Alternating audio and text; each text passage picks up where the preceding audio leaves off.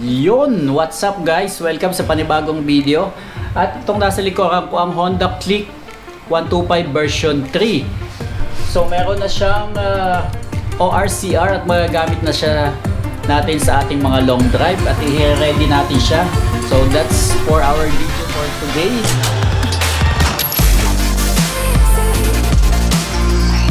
Kita natin siya ng mga accessories, yung mga essential na accessories So lalagyan natin ng top box sa likod, lalagyan natin ng bracket ng mini driving light, papalitan natin ng gulong, syempre Corsa yon, at upuan at Somjin yung ating papalit, mas komportable dito. At ito itatago lang natin tong original or stock na ating upuan. So natatakbo nitong motor na to is almost 1,800. Wala pa, pero dumating na yung kanyang ORCR after 2 months natin pag-iintay. Kaya naman magagamit na natin siya for long drive. So yun na nga, ang biyahe natin is level 1 Cordillera. So abangan nyo guys yung ating biyahe na yun. Malapit na yun, siguro ilang araw na lang simula nung gawin ko itong video na to. At ito yung kakabit natin guys, top box. Ayan, so sec. Nabili natin siya sa Moto Changi last 2 weeks ago, kung di tayo nagkakamali, sa halagang 1,000 lang So meron tayong top box na alloy top box, which is nabibigatan tayo At yung manibela hindi tayo sanay, medyo malikot yung manibela kapag yung top box natin ay alloy. So yung top box pa lang almost 7 kg na, ito wala pa yatang 1 kg Ayan, so napakagaan. Ang magiging bigat na lang natin dito yung mismong laman, so mga damit ang lalagay natin. So maliit lang siya guys. Ayan, so hindi ko sure, parang 32 liters lang to.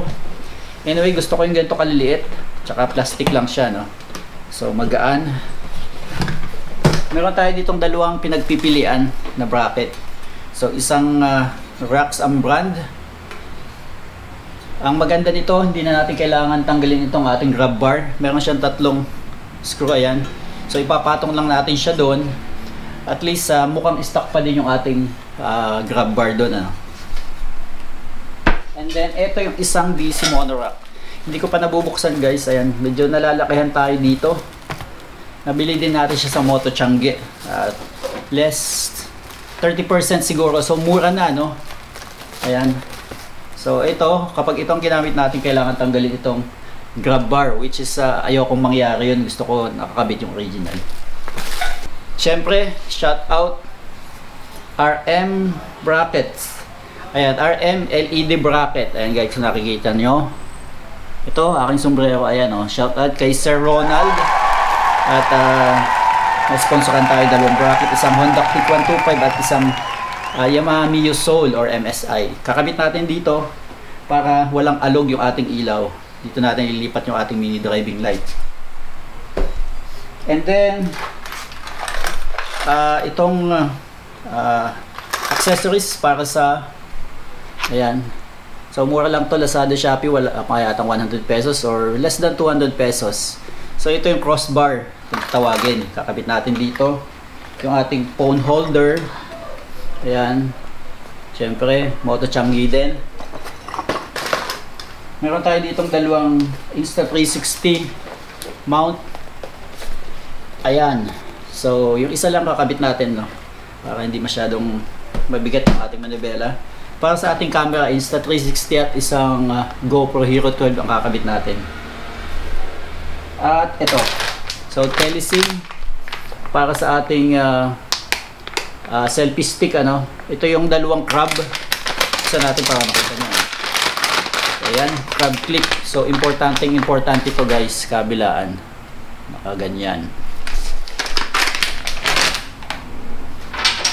So moto wall para sa ating ayan. Para sa ating side mirror. Para may extension tayo pagkakabit ng crossbar. At syempre, shout out sa Somjin Philippines. On the way na yung ating upuan. Ito papalitan natin ng medyo mas comfortable pa dito. Tatago natin itong stock ng Honda Click 125 natin na upuan. At kakabit natin yung Somjin. So maganda yung design na yun guys. Nakita ko na pinadala sa atin yung picture. Maya maya lang dito na yan. And then yung gulong natin syempre Corsa. papalitan natin tong stock na to, no? Kabilaan, likod at harap, same size din pero Corsa yung brand ipapalit natin. So yun guys. At ano pa ba ang kakabit natin? Ayun, may busina rin pala to nakabit na namin sa Quezon Province, no? Kasi doon natin kinuha tong motor na to. At meron na siyang maliit na driving light nakatago dito, kaya kailangan natin ng RM bracket. So may busina na siyang malakas. Masabay yung ilaw doon, ano? Pag busina natin, sabay ilaw. At nandun pa rin yung original na busina, may switch lang siya. Ayan, syempre, may hazard din nga pala to. So nilagyan natin ng hazard to. At yun na. At meron din pala nakakabit doon yung protection sa ilaw, itong metal dito. Ayan, so yun lang yung ating mga gagawin dito sa motor na to. Set up natin yung tambucho stock kasi gusto ko tahimik. So yun guys, unahin natin yung bracket at top box.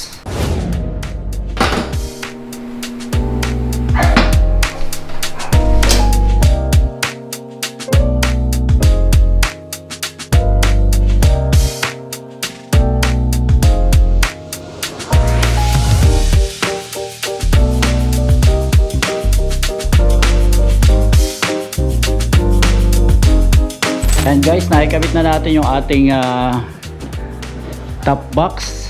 Ayan, na sec. Ganda na pagkakabit natin.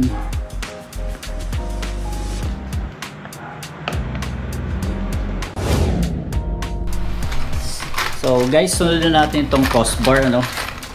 Ito. Ayan.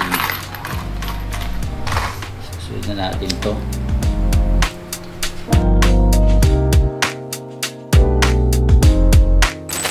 So, eto na nga yung ating upuan. Dumating na.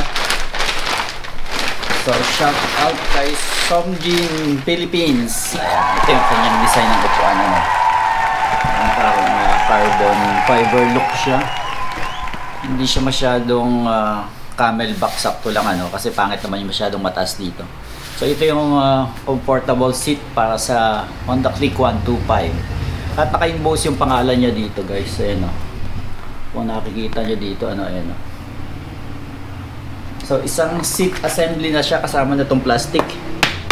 Itong frame mismo, ano, so hindi na natin kailangan sirain yung ating stock na upuan. At ito na mismo yung ikakabit natin. So, babaklasin lang natin and then, ito, plug and play na siya.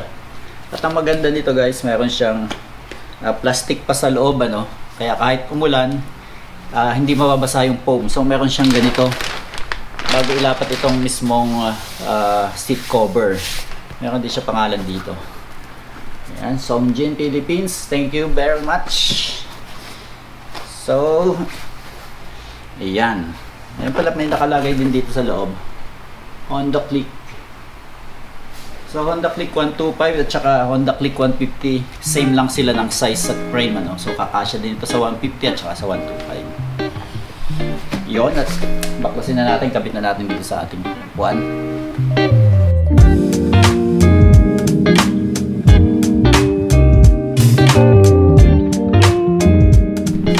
Yon, sakto, dumating na yung ating gulong na ikakabit sa ating stock tire.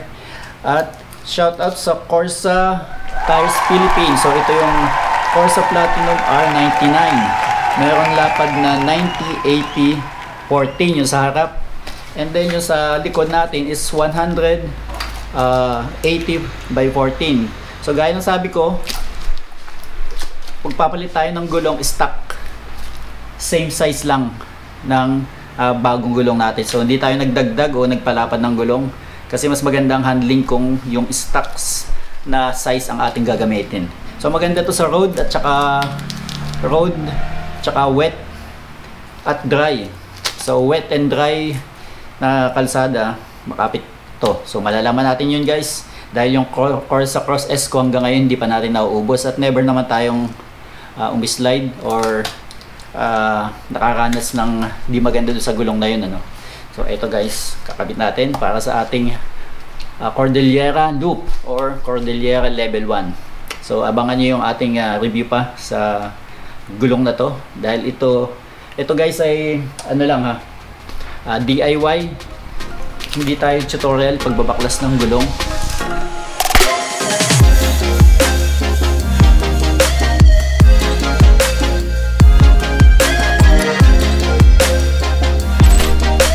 So yun guys, ito na yung Corsa R99 natin. Napalitan na natin yung ating stock na gulong.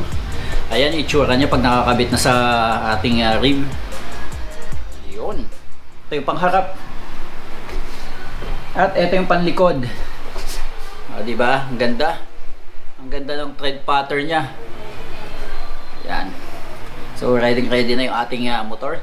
So kabit na natin guys. Sana wag natin patagalin kasi walang gulong yung ating motor. Baka matumba pa sa ating pinagagawa. So unahin na natin muna itong likuran.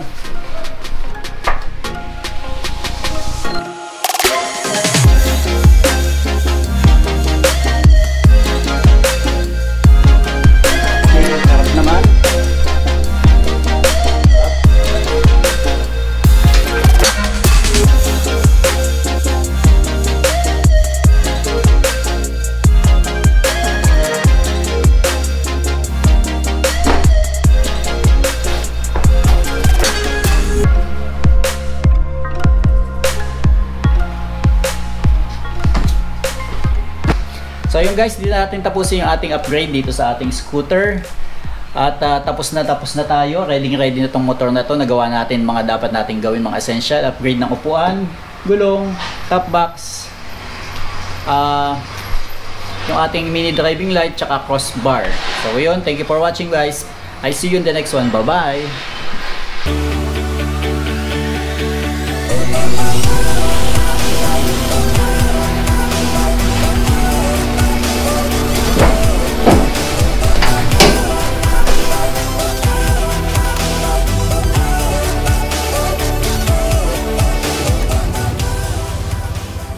So ayan guys, dito tayo mag-start ng bilang 1752. So yan yung ating brand new na gulong.